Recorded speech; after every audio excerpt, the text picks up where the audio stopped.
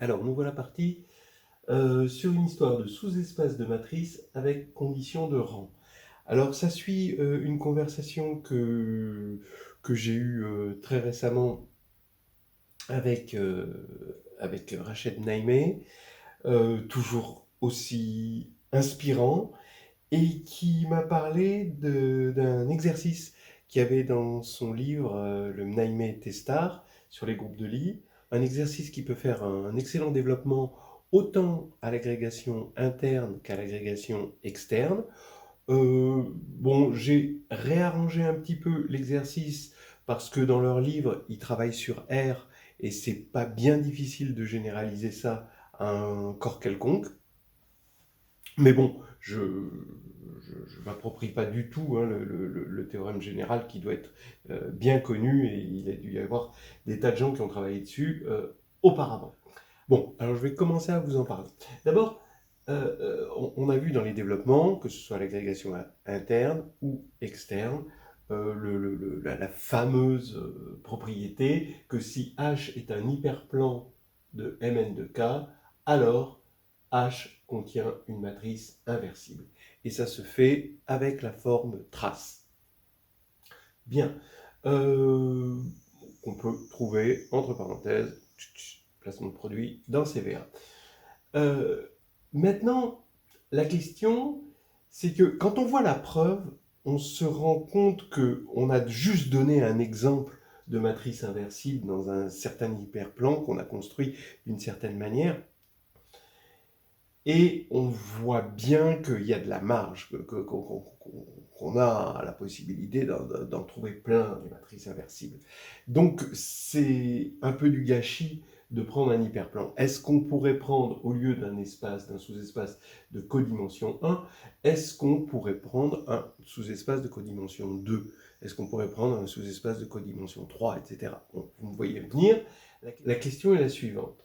Pour quel entier positif K, a-t-on, à chaque fois qu'on a un sous-espace de matrice, le fait que la codimension de E est égale à K implique forcément que E contient une matrice inversible, que j'ai écrit comme ça, E inter GLN de K est différent du vide. Alors ça, d'abord ça, faut bien voir, c'est valable pour tout corps, d'accord, ici. Mais là, pour K égale 1, en tout cas, ça, c'est vrai.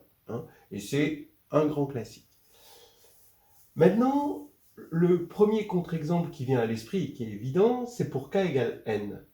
C'est-à-dire, regardez, vous prenez E, ce sous-espace de matrice où il y a toujours une colonne nulle, et là, vous mettez ce que vous voulez, c'est bien un sous-espace vectoriel, il est de dimension n facteur de n-1, donc n2 moins n, donc il est de codimension n. On pourrait voir la codimension avec les zéros qui sont là, évidemment.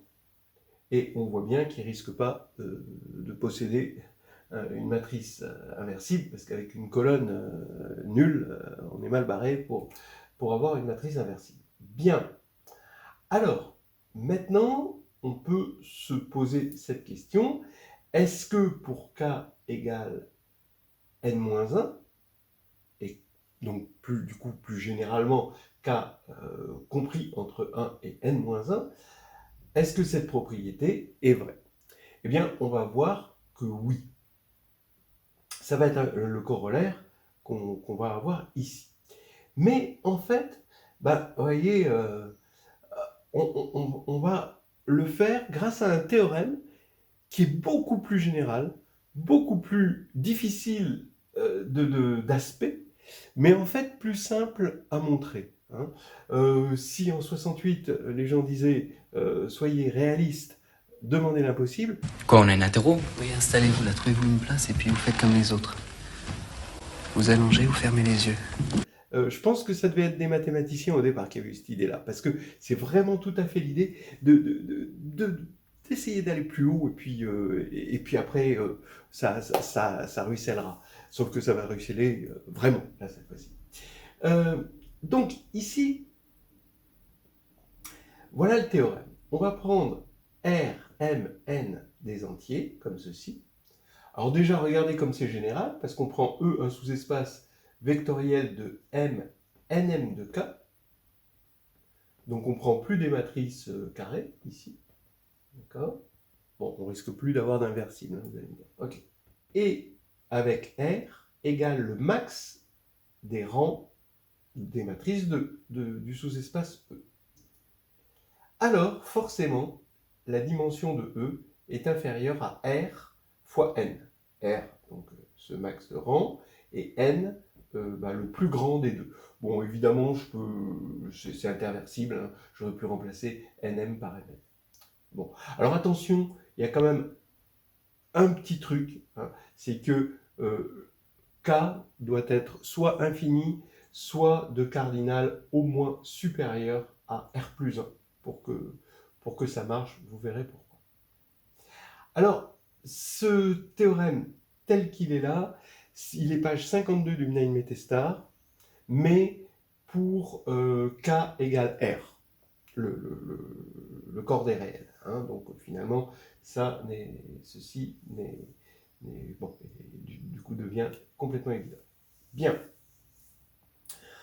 Je dis que la méthode que je vais vous montrer peut être un joli développement à la fois pour l'interne et pour l'externe. Alors je dirais que ça pourrait faire un bon développement pour l'interne dans la leçon sur la dimension et rang, GL de E,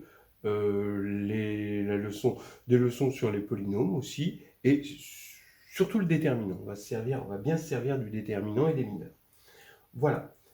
Maintenant, comme corollaire, évidemment, par contraposé, hein, tout sous-espace de codimension strictement inférieur à n, donc la dimension va être strictement supérieure à n2 moins n, d'accord? Donc strictement supérieur à n facteur de n moins 1, d'accord? Donc alors, un sous-espace comme ça va contenir une matrice inversible, puisqu'il va contenir forcément par contraposé une matrice de rang n. Voilà. Sauf que je rajouterai un tout petit codicile à ma preuve pour faire aussi le cas où K est de cardinal inférieur à R. Donc en fait, ce corollaire, lui, autant le théorème est valable avec une condition sur le corps, mais le corollaire est valable pour tout corps, hein, pour absolument tout corps.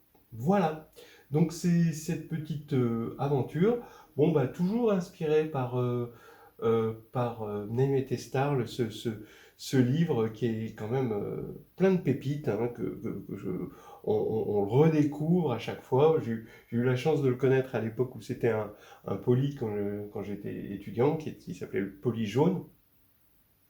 Après, il a évolué, évidemment. Avec le temps, il est devenu un livre, il est devenu un grand classique. Voilà.